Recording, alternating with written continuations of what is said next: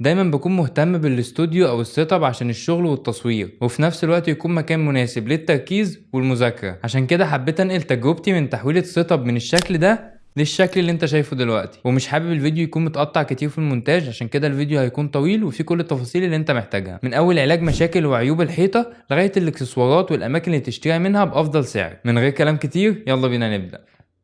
اول خطوة هنحضر المكان، ولازم تفضي المكان بالكامل عشان تعرف تشتغل بسهولة. انا بدأت بالمكتب والحاجات المهمة وشلت معدات التصوير عشان احتاجها وانا شغال، وبعد كده شلت البوسترات من على الحيطة. وزي ما انت شايف اللون الازرق ده بسبب لزق البوسترات، وهنعمل فيديو فيه حل تعلق بيه البوستر من غير ما يحصل المشكلة دي. كان فاضل المكتب والكمبيوتر، والموضوع كان صعب لان الفك وترتيب الحاجة اخد وقت كتير جدا، فحاول توفر مكان تحتفظ فيه بحاجتك قبل ما تشتغل. وانصحك تستخدم ترابيزة عالية بحيث يسهل عليك الشغل. انا استخدمت المكتب وغطيته كويس. تاني خطوة هتحضر المكان، هتبدأ تشيل أغطية الكهرباء عشان تحافظ عليها من الدهان، وبعد كده هتغطي الكهرباء بلزق دوكو، وهتتأكد من الأطراف إنها متقطعة مظبوط بالقطر. وهتعمل نفس الحاجة عند السقف والباب والسكل، والخطوة دي مهمة جدا عشان الفينش يكون مظبوط. بالنسبة للمنتجات، انا اخترت سيلر مائي وهستعمله في اول طبقة ورابع طبقة. بالنسبة لنوع الدهان انا جبت GLC ربع لمعة، وهسيب لك كود اللون. طبعا مش لازم نفس النوع واللون، انت حسب راحتك. تاني حاجة الاديكون، وده عازل قوي وبلاش تخففه عشان يعالج الرطوبة كويس، وهيكون تاني طبقة بعد السيلر، ولو مفيش عندك رطوبة فمش شرط تستخدمه. بالنسبة للادوات انا جبت سكينتين معجون ورول مقاس كبير وصغير وفرشة عشان الزوايا. والمعجون اللي اخترته اسمه سافيتو، وده مخصص للعزل. هعمل منه طبقتين على الاماكن اللي فيها مشكله من الرطوبه، وهضيف عليه غيره عشان يمسك كويس. كمان استخدمت متر صنفره خشنه عشان نشيل اكبر قدر من الدهان، ومتر صنفره ناعمه للمعجون. وانصحك تجيب ماسك صنفره زي ده عشان هيسهل عليك جدا.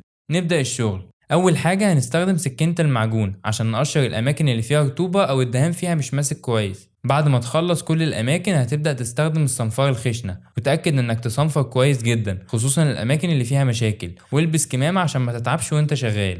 المرحلة اللي بعد كده مهمة جدا، وهي التنظيف، عشان لو المكان فيه تراب كتير من الصنفرة ممكن يبوظ الحيطة وانت شغال. عشان كده استخدم فرشة ناعمة تكنس بيها الحيطة والأرضية، وكمان لو بقى تراب على الحيطة امسحه بقماشة كويس جدا. والخطوة دي تكررها بعد كل صنفرة. هنبدأ بأول طبقة وهي السيلر المائي. المنتج مكتوب عليه مقدار التخفيف 100%، بس أنا هخفف أقل، خليه حوالي 10% أو 20%. وتأكد إنك تقلبه كويس جدا، وبعد كده هتبل الرول بالمية وتنشفها كويس عشان تشرب السيلر. وطبعا استخدم الرول الكبيرة أو الصغير حسب المكان، أنا بس بوضح لك الفكرة. وأهم حاجة ما تنزلش الرولة كلها جوه السيلر، حاول تاخد كمية معقولة وجرب مع الحيطة.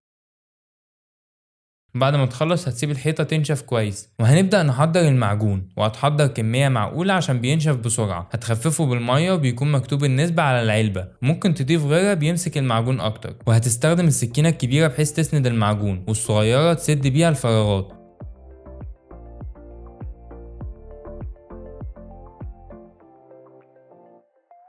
بعد ما خلصنا المعجون سيبناه ينشف يوم كامل، وهنبدأ نصنفر بالصنفرة الناعمة. وبعد كده ننضف الحيطة والأرضية زي المرة اللي فاتت، بس هيزيد عليك انك تنضف بالسكينة الأرضية من المعجون اللي وقع منك وانت شغال. وبعد كده هتحضر معجون تاني عشان نعمل سكينة تانية على الأماكن اللي كان فيها مشاكل زي الرطوبة.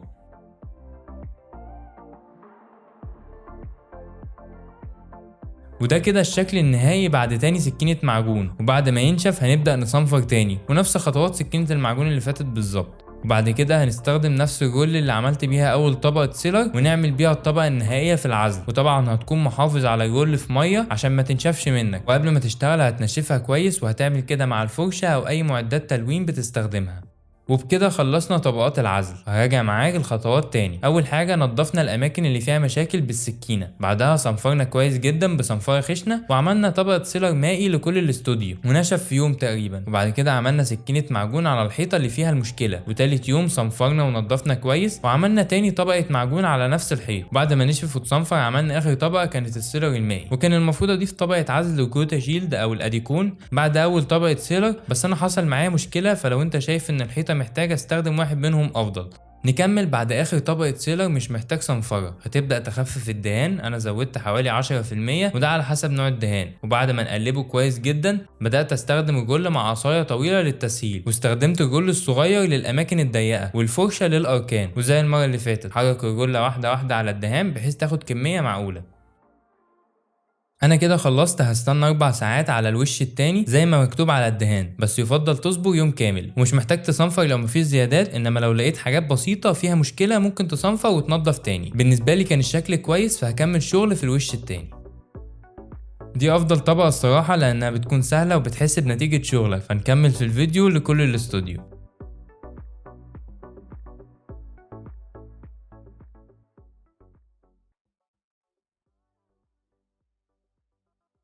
كده بعد ما خلصنا الوش الاخير وصبرنا يوم، هنبدأ نشيل اللزق من كل الاماكن، وخد بالك تبوظ الدهان في الخطوة دي، اشتغل بالراحة جدا. وبعد كده هتنضف الارضية بسكينة المعجون وبالفرشة. خلصنا المكان، نضفنا الحيطان وشيلنا اللزق اللي كان فوق اهو. الفينش جميل يعني، في شوية اخطاء لو ركزت فوق كده، بس مش هيبقى في التصوير قوي، مش مضايقني الصراحة، عادي.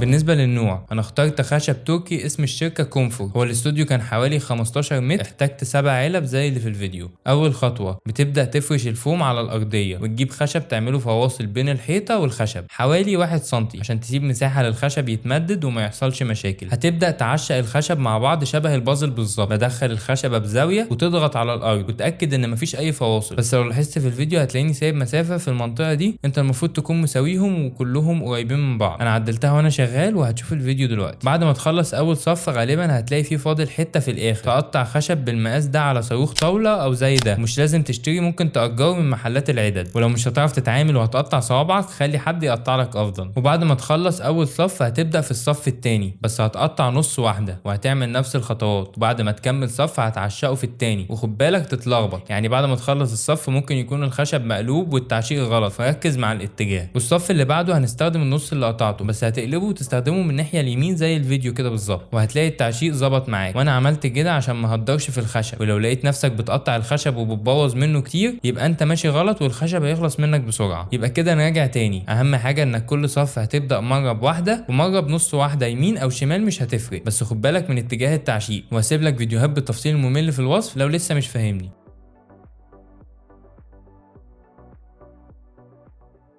بعد ما خلصنا الخطوه دي هيجي دور ربع العمود، المفروض تلزقه بسيليكون في الحيطه، بس انا استخدمت دبل فيس من الشفاف، بيكون قوي واسهل لو عايز تفك الخشب تاني. وبس كده خلصنا اساس الاستوديو. الموضوع اخد حوالي 7 ايام شغل ومجهود كبير جدا، ولكن الصراحه النتيجه النهائيه تستحق. وطبعا كل المنتجات باسعارها والتفاصيل هتلاقيها في الوصف. ما تنساش تعمل اشتراك وسيب كومنت كده ولايك، وهيظهر لك فيديو لباقي المنتجات في الاستوديو وبلاي ليست فيها السلسله كامله. بتمنى لك التوفيق، سلام.